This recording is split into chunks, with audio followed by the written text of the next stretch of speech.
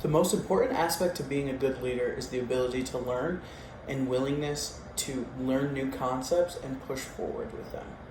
While trait theory, as outlined in chapter 18 of our textbook, suggests that leadership qualities are traits that people possess and are born with, while this is the case for a lot of traits that are associated with good leadership, the ability to learn and internalize leadership concepts and use them to better yourself as a leader is where true leaders strive, and is the difference between a good leader and a great leader.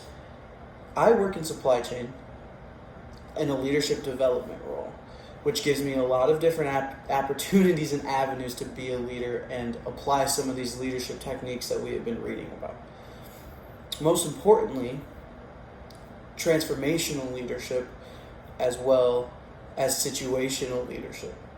These are both big concepts that have come up for me recently at work, so it was a perfect opportunity to kind of dive into that situation and explain how I applied both of these techniques and concepts in the real world. So working in supply chain, there's a lot of ups and downs and a lot of unknown, and so our job is to make the unknown as known as possible in a nutshell. And this is done with different tools via Excel, Power BI, different data technologies, different types of contracts, understanding supplier relationships, and different things like that. And that can be a lot. And people don't process things the same. So one person can process contracts really, really good and really quickly, but they don't really know much about Excel. And some people are extremely data-driven and they have that part on lockdown, but they don't do so good with the personable aspects. So situational leadership is all about learning how to take the situation you're in, the supply chain, and transforming your leadership skills to morph and fit the different avenues that are required within. Transformational leadership comes in with how do I empower and uplift somebody who might not be as tech savvy into using these tools to better us and them as a person, right? And adversely, maybe somebody who's not as social, how do I put them in situations where they're getting more exposure to talking to suppliers, getting more exposure to talking to people in other departments? These are all things that fall into those two tenets of leadership that are highlighted in chapter 18 of our textbook. Recently, I developed a new planning tool and rolled it out to the whole team.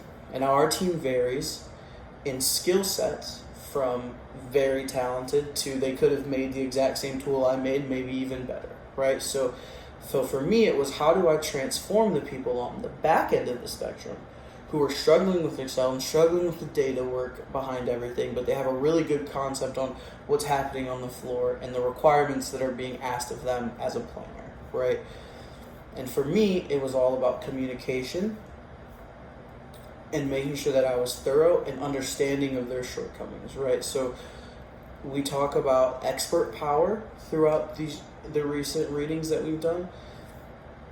And I think expert power is a great thing, right? Because that's if you know somebody who's an expert, you can go to them and you trust them, and that's kind of their power, right?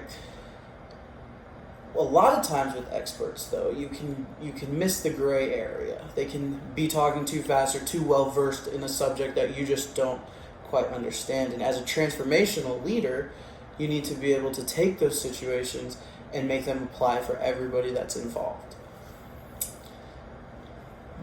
The person on this, I have one specific person on my team who is a little bit more difficult than others, especially when it comes to change. And it's about having the emotional intelligence and structure, as highlighted in chapter 20 of our book, to handle the different personalities and let everybody jive together, right? So I was rolling out this tool, they were really pushing back, likely because their Excel skills are a little bit lower than everybody else's. So I took the time to offer some extra time away from everybody so it didn't feel like they were holding up the class, so to speak, right? And they could have some one-on-one time with me to help learn the tool and be able to use it effectively. These are situations where knowing leadership traits and processes will lend to helping your team as well as the professional development of yourself.